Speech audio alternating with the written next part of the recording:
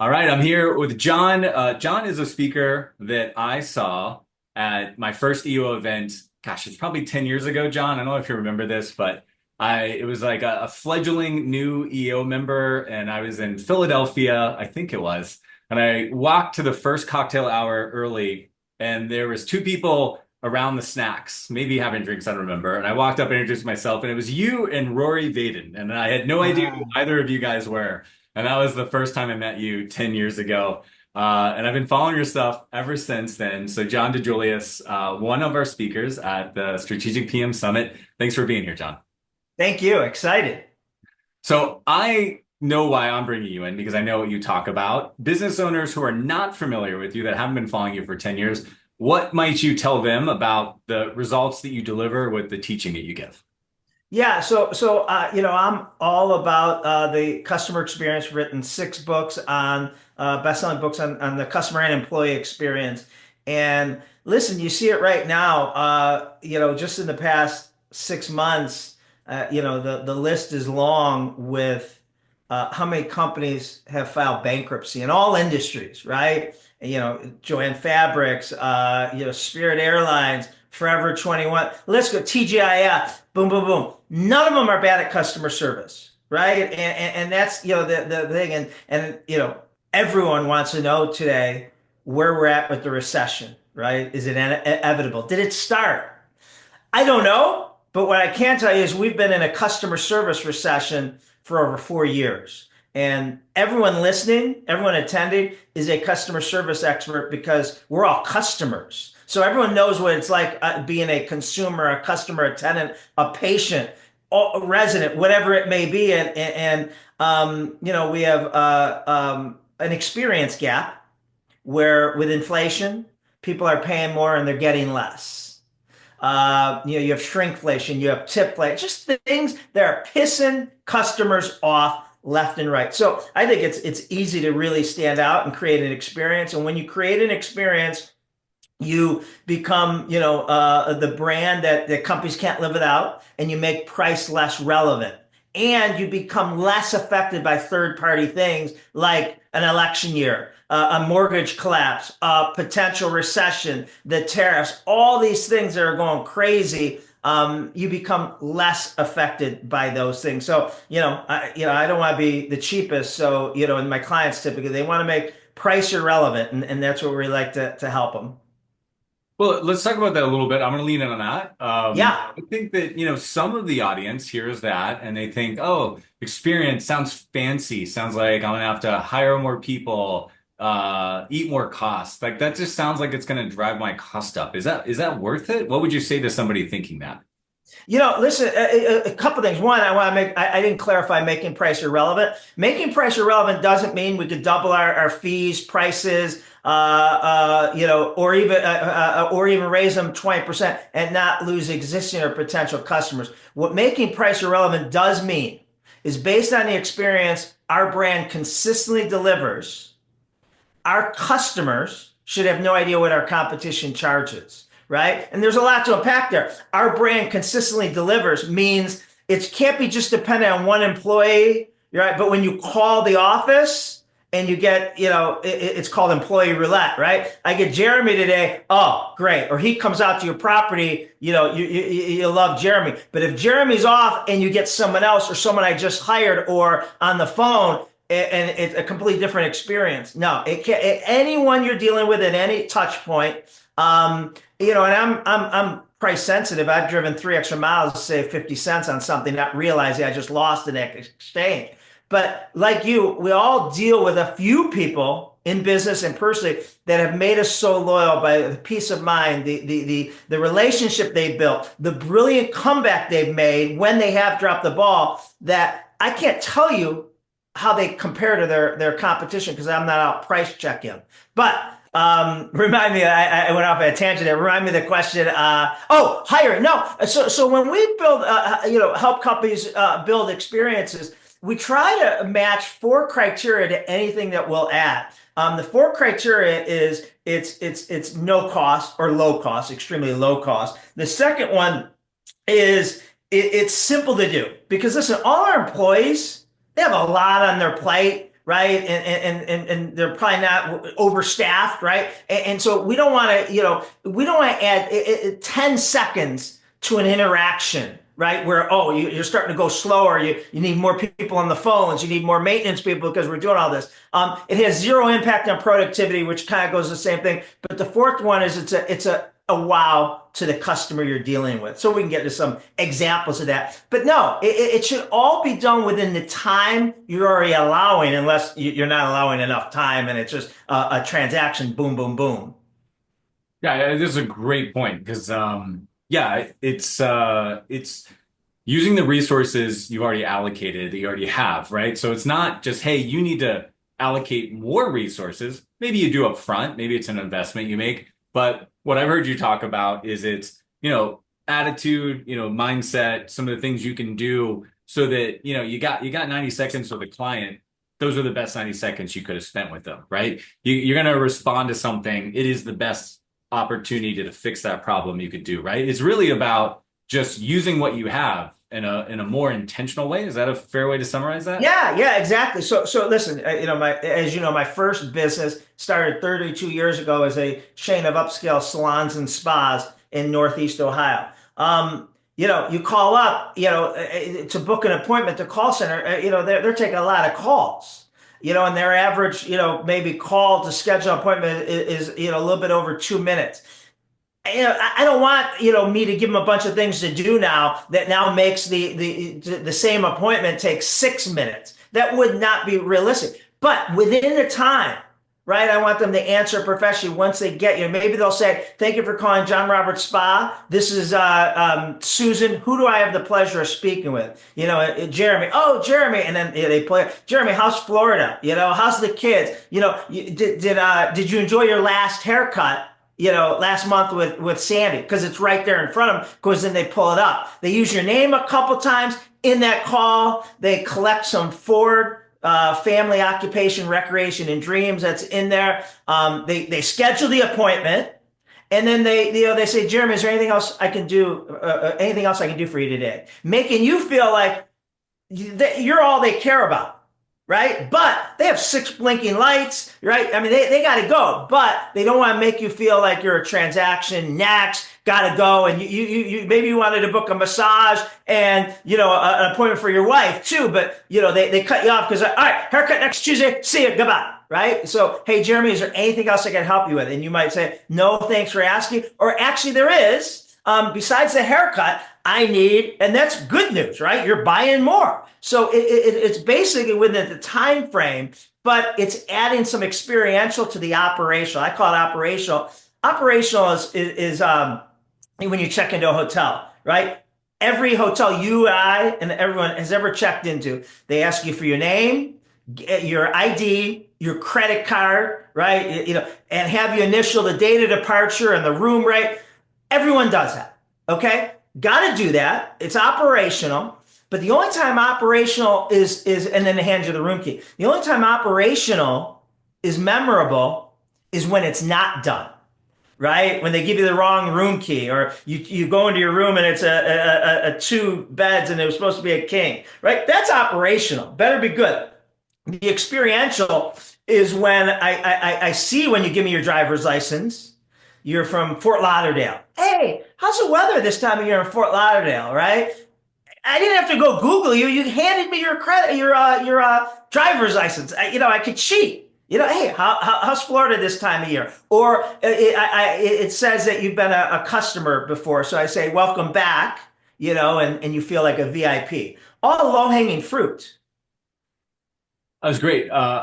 You hinted at some stuff that I know you're going to be talking about, so I don't want you to give everything away. But I love that you were saying you're learning about their dreams, their family. I think this is a great reminder. By the way, I just absolutely love that you just said the only time you remember operations is when it doesn't go right. So what you're talking about is consciously, like on purpose, being less efficient. You're saying, hey, I think most employees have the mindset of like, I got this destination. I need to get their credit card. I need to get their license. I need to get them off of my desk. I need to move on, and you're saying, hey, slow down and create an experience. And by the way, you're going to find at the end of the day, it's going to add 6 minutes to your day. of all of the interactions you had, but it might create, and this is what we talk about all the time, it's going to create leverage. It's going to be a little bit of investment. It's going to create a huge output. Would you agree with that? Yeah, yeah, and I don't even know if it should add time. Like I said, as I'm talking, you hand we're using the hotel example. You hand me your credit card and driver's license. Me to peek. Besides that, confirming it's you, right? Is that where your driver's license from, Fort Lauderdale? That didn't take any more time for me to say, "How's Fort Lauderdale this time of year?" Boom. I mean, it didn't add 10 seconds to that interaction, but we're starting to create a communication and you're like, it's hot as hell or still a little cold or whatever that may mean. So it's turning a transaction into an interaction, right? And it's being present. One of the things that world-class customer service companies do better than everyone is they remove personal interpretation. And what I mean by that is, if you look at most companies' customer service training or mantra, they'll say, deliver genuine hospitality, be customer centric, go above and beyond. Well, if you tell 100 people any of those, you're going to get 100 personal interpretations, right? Your genuine hospitality, my genuine hospitality, my 21-year-old, customer facing employee are all different. So world-class customer service companies remove what that looks like, a personal interpretation. And so let's go to genuine hospitality in a face-to-face environment. My definition of genuine hospitality is the 5 E's. Okay, the 5 E's take less than 5 seconds to do, and they're measurable. The first 3 E's take 1 second to do simultaneously. Eye contact, enthusiastic greet, ear-to-ear smile. Eye contact, enthusiastic greet, ear-to-ear smile. So I come to your property or you walk into my office, whatever it is, Jeremy, boom, I just did all three. Eye contact, enthusiastic greet, ear-to-ear smile. The fourth one's engage. Engage is about Jeremy, about what's going on in his life, what he needs. And then educate is every time someone talks to someone on your team in an email, over the phone, or face-to-face, they should leave that interaction saying, damn, there's no one smarter at their job than them. So, we don't want to just give, platitudes, treat every guest, or every resident, whatever. You got to make it specific so it's intentional and it's measurable that we can say yes or no. Again, without taking more, adding, minutes to an interaction. You don't have to go too deep in that, but that measurable part was really good. What do you mean by that? Can you expand on that for a second? Yeah, so everything we want is to be measurable. We say ATOM, ATOM, actionable, trainable, observable, measurable. So a lot of our clients we work with, and we work with Chick-fil-A and Starbucks and Nordstrom's and all different types of companies, but they're all great. They're all great to begin with. No one bad hires us, right? Spirit Airlines doesn't call us, right? But what they do is they have something that's specific. So they have a customer experience action statement, if you will, and to make moments matter. But what do you mean by that? Well, there's 3 ways, and these are just examples. The John Roberts spot is to be the best experience in our guest day. Okay, how? All right, and the 3 pillars are know more, care more, give more. Know more is our expertise pillar, that we know our jobs, we're professional, we're accurate, we're timely. That's kind of the operational pillar, but we got to be great at that. The second pillar is care more, that you're not just next, you're not, the 745 club address, you're not the water heater leaking, that we can all transactionalize something, that you're a resident that has 2 kids and needs the air conditioning or the heater or whatever happening, and that we know that you're a human being. And then the third pillar, in our case, give more, is the above and beyond component. What can we do to surprise and delight? So just making it actionable, making it measurable. One of my new things that I'm all into, and is I want the person I'm interacting with, and I want my staff to do this too, is to make you feel that in this moment, because that's all we're doing, is in this moment, there's no one more important to me. Okay? To me, I feel that's measurable. It's absolutely measurable. If I'm not, like we're on a Zoom call right now. If I'm multitasking and looking over here because there's a text from my son and this, and I'm picking up my phone and I'm saying something, asking you a question that you just explained to me. A, that's a horrible experience, but B, you don't feel like the most important person in this moment, right? I want you to feel seen. I want you to feel heard, but we have to make it tactical, because the 21-year-old, the 25-year-old, we have to teach them what that looks like, and say yes or no, you're doing that. That was a really there's a lot that I loved about that, John. That was fantastic. I made a note. Hopefully, I was not looking away from the camera because I made a note. But no more, care more, give more. That kind of can make price irrelevant. By the way, I just want to say that as I heard that. So that was great. I had to write that down, and I was like, that. Talk about in like a dedicated, easy way to like not easy, but clear way to make price irrelevant. That's huge. So I had to And write. Jeremy, something I want to do with your attendees in August is have them answer three questions, and they should go back and do this with their entire organization. When a customer comes in contact with you, whoever you are in the organization, right? The maintenance person, the person on the phones, whoever, and whoever your customer is, the owner of the property, the resident, when a customer comes in contact with you, how do you want them to feel emotionally every time? And then, but you have to explain how you're going to do that, right? I want them to feel great. I want you to feel better. Okay, that's all. But how? What are you going to do tactfully every time that you achieve that with your 1030 and you achieve that with your 1215, and not just say, "May I crush it?" The second question is, how do you want the customer to describe what it was like to work with you in that moment? In that moment, one of the mistakes that too many companies have is they think that customer loyalty is about the outcomes, right? If I call up and I need something repaired and you come and you fix that, he's going to be happy. Outcomes, unless we're talking about heart surgery, how outcomes have least to do with customer loyalty. I expect that if I'm, renting from you and you're my management property, that if something goes wrong, you're going to come over and fix it. If you come over and fix it, I'm not calling my best friend and say, dude, you wouldn't believe, they came over and fixed the, whatever it is. That's assumed. It's the micro experiences. It's when I called and left a message, when I emailed, when I went on your website to fill out this, what was that like?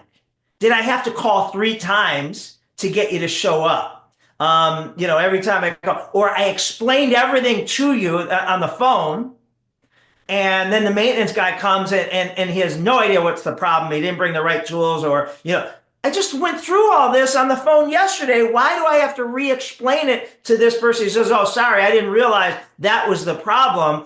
I didn't bring the equipment, tools, or things to fix it. So it's about the micro experiences. So the 3 questions: how do you want your customers to feel emotionally every time? No excuses. Second one is, how do you want the customer to describe? So if I say, hey, who did you just deal with? I dealt with Jeremy. What was that like? What would you love for them to say? It's kind of like writing your 5-star Yelp review and then working backwards to intentionally get them to do that. And the third question is, what would it take for you to be the best moment of their day? And this is where people maybe get this part wrong. It's usually not finding the woman in the parking lot ready to give birth and you come and you deliver the baby, right? It's not about the heroic burning building, catching, whatever. It could be something simple, that knowing that, you're having a stressful day and I just come over and I know you have 2 kids and I ask them how they're doing, and isn't the one kid playing soccer this time of year? Or knowing that the owner you're dealing with, goes to Florida for the winter, and you're asking about how that, or it plays pickleball in a pickleball league, and you're making a connection, in those little things, or asking how your wife's surgery was that they mentioned to you. 2 weeks ago, or that they were hoping their daughter was going to get accepted into Duke University, and you remember that. It's not the heroic things. It's just being human in the moment. And you got to remember what we're competing with. A lot of times we're competing with everyone else who's doing lousy customer service, treating us as a transaction, not making eye contact, saying, no, we can't do that. That's against our policy. So it doesn't take much to be a really positive moment in someone's day besides going over, answering the call, or taking care of whatever the service may be. I love it. I want to just tease out that there's a bunch of questions I'm purposely not asking you because we're going to talk about them when you come to the summit. Like, what do customers really want? Don't give it away. I'll just say that I know from experience, 25 years in business, when you ask a customer what they want, it's not always what they really want, and it's not always what they respond to, right? And it's our job to learn what works. When I do this, I get a better result, right? They didn't tell me they wanted that, but when I do that, I get a better result. Like we got to pay attention to that. But Let me just add a little bit to that, Jeremy. My favorite Steve Jobs quote, and I have a lot of them, is don't ask the customers what they want, give them what they can't live without. And so if you think about the revolutionary companies that back in the day when they entered Airbnb or Starbucks or Uber or all the revolutionary companies that the industries didn't look anything like they do today, they didn't do focus groups. They didn't ask customers what they wanted because they wouldn't have got. If I would have asked, you 12 years ago, hey, Jeremy, what would you like in a cab driving experience? You would have said, a cab, what? Like, what do you mean experience? I don't want it to be disgusting, smell, hot as hell, and, struggling, communicating with the driver, and he hands me his GPS to type in the address, right? You just say, I don't want that. You wouldn't say, I'd like to be able to step on any street corner at 2 p.m. or 2 a.m. and have a strange unmarked car pull up and you'd get in and drive off with the person, right? So, we don't, Henry Ford said it best, if I would ask people what they wanted, they would have said faster horses, right? Yep. Your summit is not about building faster horses. Let's stop acting like, property management companies and just be a great resource for our residents, our employees, and our owners, things that they've never heard of in the industry before. What we're trying to do, John. That's why we're bringing you in. I appreciate that. Now I got the right guy. So you said something. All right, so I'm going to shift attention Yeah. from owners and residents. I want to shift it to our employees. So one of the things I hear a lot is, I'd love to build a company that had more, more customer service, more raving fans. But you got to realize who I'm dealing with here. I'm hiring this kind of person, or I'm doing that because that's where my economics are. And I don't know if I agree with that, but I want to put that in your head. That's what people are saying. And I'll also say that a lot of people in this industry are moving towards, offshore talent, right? Somebody in South America or Mexico. And they're very talented people, but they've never been to a Chick-fil-A. They've never walked up and had a raving fan experience from a 19-year-old or even a 16-year-old who just knew exactly what to do. They just don't get that, right? Yeah. So I wrote down Adam, right? And one of the takeaways is you're just saying you're escaping the velocity of what us business owners do because we get this stuff intuitively. We're like, just think like me, but we can't put our brain in their head. It's impossible. We need to describe it. We need to put it down. But then we also need to, what is the old saying? Like, you can't just win over the minds, you have to win over the hearts. Right. So I know you talk a lot about creating an experience for your employees, for your team members. And I've seen that may be the biggest payoff we can do because, the old Southwest, right? Don't take care of your customers, take care of your employees, they'll take care of your customers. So talk about that. What are your ideas and lessons on creating amazing experiences for your employees so that they actually want to pay that forward? Yeah. And, one of my biggest pet peeves I get right now with business owners and leaders is complaining about the Gen Zs and how horrible and lazy and entitled and I say, isn't the Ritz-Carlton and Chick-fil-A hiring from the exact same labor pool? They don't pay them any better than their competition. but yet they're getting crazy results. And it's about not, it's about what you do with that employee after you hire them. It's about the training culture and values that you constantly remind them. It's not a one day thing, but we all have to work on increasing the service aptitude of our employees. And, I don't know about you, Jeremy, but I didn't grow up staying at five-star resorts, flying first class, getting a Mercedes Benz when I turned 16. But every job I had since I was in high school, I was expected to give that type of experience. And it wasn't realistic. I mean, the best experience I might have had was, a Taco Bell and shopping at, some, dollar store or whatever. So I didn't know what world class looks like. So you can't, treat customers the way you want to be treated is not a good compass for our employees because they don't know what world class. So we got to teach them.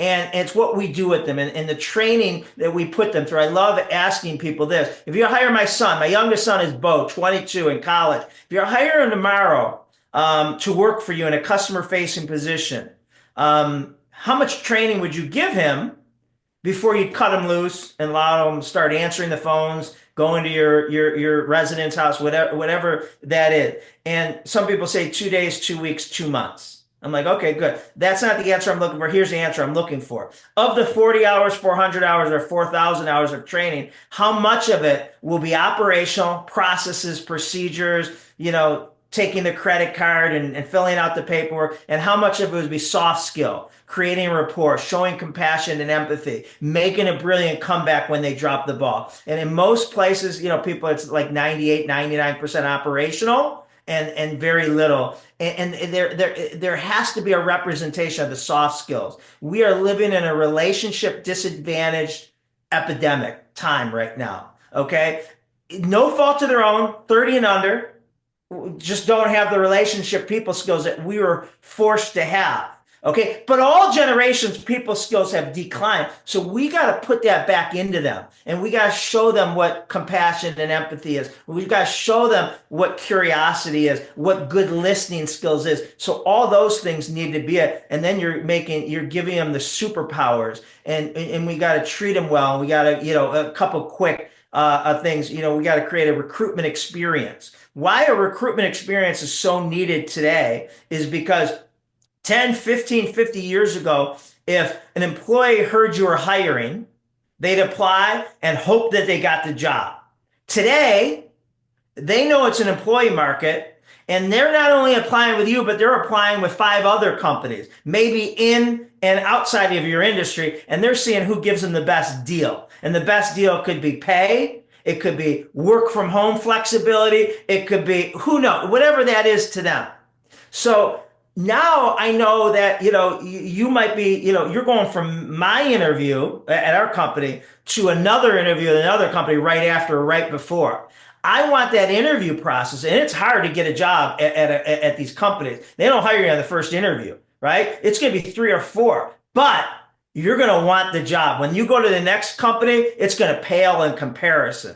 But we also got to make the interview process ungameable, right? And what I mean by that is anyone can act for 30 minutes. If you're interviewing me, I know you're probably going to ask me some question like, John, what are your 2 drawbacks? And I'm going to think, and I'm going to say, I'm a workaholic and I'm a perfectionist, right? Bam, I nailed that question. And so the best companies, they make their interview process ungameable where the candidate doesn't know what they're being judged on, meaning like on a group interview. A lot of companies do group interviews for the first round. Instead of spending 6 hours with 6 individual people, they'll bring all 6 on the first interview. And they'll go around and say, tell me a time when you went above and beyond for a customer, right? Something like that. And the candidates think that they're being judged on who has the best answer, right? Oh, Jeremy just said, I could crush that story. I'm going to tell a better story so I look better, right? What they're really being judged on is what they're doing when they're not answering, right? Are they looking at their Apple Watch? Are they looking at their iPhone? Are they checked out? Are they just trying to think of a better answer? Or are they looking at the other person who is talking, smiling and nodding and making them feel good, right? And so it's a lot of things like that to make the interview process ungameable because there's certain things, all the training in the world, if you don't genuinely like people, right? 10,000 hours of training isn't going to get you to like people. So I want to find that out on the interview process. And there's little techniques you can find out that the person really doesn't know what they're being judged on. So I think the employee experience is critical. What happens on the inside is going to get delivered on the outside. And on that note, I want to share a story about my first job because I think it's like perfect about why I was 17 and selling very expensive to me luggage sets to people that Yeah. had no business buying them from me. But I want to say that in a second because I think it's exactly what you've done. And like, exactly, we can turn anybody into anybody with the right program. But, And then the funny thing about that, Jeremy, is think about this. At 17, you would never have spent that much money on luggage. You would have thought that was stupid and ridiculous, but now you have to sell that and be convinced why other people should. That's a big you know what? disconnect if you don't train the person. And I what? And so I'll just share that very quickly because I think it's right on what you're saying. So I'm 16, I got my first car. Parents were like, you got to get a job. I go to the mall for like Christmas job, right? I go to all the cool stores. I put on my applications at the Gap, all the, fun places where all the cute girls are. Yeah. Person calls me back is Bentley's luggage, right? Bentley's luggage calls me back. It's like Toomey luggage and Mont Blanc pens and all these things. And anyway, I show up to the meeting like, just a t-shirt and jeans because I'm 16. And I get berated by the manager for not wearing a tie to the meeting, right? Talk about interview experience. Yeah. Takes a chance on me, tells me he's taking a chance on me. It's like it's a holiday job, John. It's like I'm gonna be there a max of like 8 weeks. They will not let me on the sales floor until I pass 2 weeks of sales training. I know everything about the zippers on luggage, which by the way, Right. the most important thing about luggage. I know why the Toomey is worth more than the Hartman, which is worth more than the Samsonite.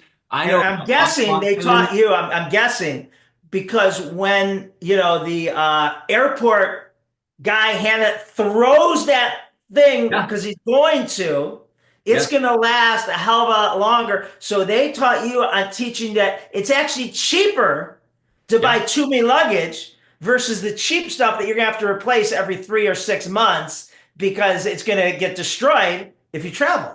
100%. This was back in the day. So I'm a lifelong, this happened to me when I was 17. I'm 45. I'm a lifelong Toomey customer to this day because of this, which they weren't even Toomey. This was, a retailer. But this was back in the days where it was a lifetime guarantee. Like you could just send in a bag from 25 years ago and they would. Yeah. But here's me, 17 years old, in the mall, 8:30 on Tuesday night. Mall closes at 9. Some probably, major CEO walks in and says, "Hey, I'm way overdue. I need some luggage. We're going on this huge trip. I need something really nice. Like, what do you have?" I would walk him over the Toonie. And like he'd what this was in the 90s. He'd check out with 25, $3,000 worth of suitcases. And so I just think it's such a great example of it was the training. It was simple. It was easy for me to understand. They told me to say a few things. All the training you're talking about, I took care of them. I cared about them. Like I knew that stop everything the second a customer walked in. Anyway, you just I reminded love that. me. And you made price irrelevant because it literally was. I mean, it was 5 to 10 times more expensive than competitor Yeah. on the day of the purchase, but not over the lifespan of 10, 15 years. It's a bargain. And I really wrote down like this is it. Like I knew more, I cared more, and I was willing to give more just in terms of like the attention. This guy was in a rush. We knew we had a back door, and if like they wanted to like you don't want to walk out of a long mall corridor with like 5 suitcases. So Love I'd that. pull Pull around, your like car I'll put up. it in the back, like we'll do everything. It was so simple. And it's just Yeah. it's a great personal reminder to me that there's no excuse. It's like, oh, it's different in my industry. It's like look at a 17-year-old kid selling $3,000 luggage Right. suitcases in the 90s. Like, this is crazy. Yeah. So I love Yeah. that. Yeah. All right. I want to wrap up on this, or a couple things, but really appreciate this. And I know you're holding back on all the crazy stuff we're going to share. Local service providers, I think, are huge. That's what our, property management clients do. They're in a market. They want people want local knowledge. They want to deal with local people. And you know what that means? We look at reviews. We go online. We look for reputation. Like it's 2025. We're not stuck in a mall with one luggage provider. We have infinite choice. So I'm seeing that what you're doing creates stories, creates reviews, creates reputation. So just kind of walk through, kind of that domino that we're setting off when we create these experiences. Yeah, listen, it's all about the ROX, return on experience. And we got to justify it, right? And so how do you justify it? It's longer retention on our customer, whether it's a resident or the homeowner and employee, right? Retention on all three, that we're not, churning over on them. So it's occupancy rates, it's retention rates, it's price you're getting for or you're being able to charge for that, so you don't have to chase price when someone else is charging less on either end of the thing. So it's about creating a return on experience, a dashboard where these KPIs justify from a top and bottom line that this is the best investment you can make. And you're seeing it now. A weak economy exposes poor customer service companies. And the rest, the good ones are less impacted by the things we can't control. Well, it's clear to me, John, yeah, watching you for 10 years, maybe more at this point. I'm so glad I ran into you and I've been following you. It's true. It's clear to me that you do know more, you do care more, right? And you want to give more to everybody, which is why I'm really excited. I think you're going to share some crazy ideas. I love what you said earlier in the interview, which is, I'm going to paraphrase. You said something about what I thought was great, was like, you're not here to just be a copycat of another business. You're here to say, what's the experience I want to create? What do I want them to talk about? What do I want them to remember? What do I want them to tell their friends about? And that's so simple to say, but it takes intention. It takes a lot of work. But I think that is strategy, right? It's called the Strategic PM Summit. When I think about strategy, it typically is beginning with the end in mind. And I love that you really say that. It's like, what do I want them to say when they leave? And not just like, what policy do I need to put in place? And I think you've said this before. I don't want to run my business based on the worst 5% of my Yeah. clientele. I want Yeah. to, Don't punish 95% of your customers for what you're afraid 5% are going to try to get away with. yes. I think that is a great point to leave it on. I appreciate you, John. You do I great can't work. wait, Jeremy. I hope all you listening come, bring your key leaders. I promise you, the only regret will be the people that you wish had heard this message. Yeah, actually, John, do you mind saying that? Because we talked about this before, but you were really adamant that you want to make sure the key decision makers are here, right? Do you want to just expand on that? Yeah, so myself, owning three businesses, I know that if I attend a conference, a workshop, I'm gonna get all pumped up, bring it back. But the people that weren't there, and I'm not gonna do it. Like I'm not the doer, right? So I may fail in translating. Oh, I want you to do everything I heard. Let me look at my notes. Yeah, I won't do it as well. If I just send my key people, but I don't go, they're going to come back all fired up, but they won't have my buy-in. I'm like, whoa, whoa, what do you mean? Hold on here. And if we both go, they're going to get my buy-in, my executive sponsorship, but they're going to know, that it's on them. And we both heard the same message, and there's accountability there of like, all right, here's our top three priorities that we took away that I want you to go back. And the next 90 days, I want this implemented in law in our company. Well said. That it's the fastest way. Better than taking notes, better than setting accountabilities. Bring the people that need to do this stuff, get them fired up, let them hear it firsthand, not play a game of telephone. That is the way to make the most of this. I appreciate that. My pleasure. Thank you. I'm really excited. Honored to be part of this event. It's going to be awesome. Yeah, you've been on my mind a long time for this industry, and I think they need to meet you. So I appreciate it. Thanks, Jeremy.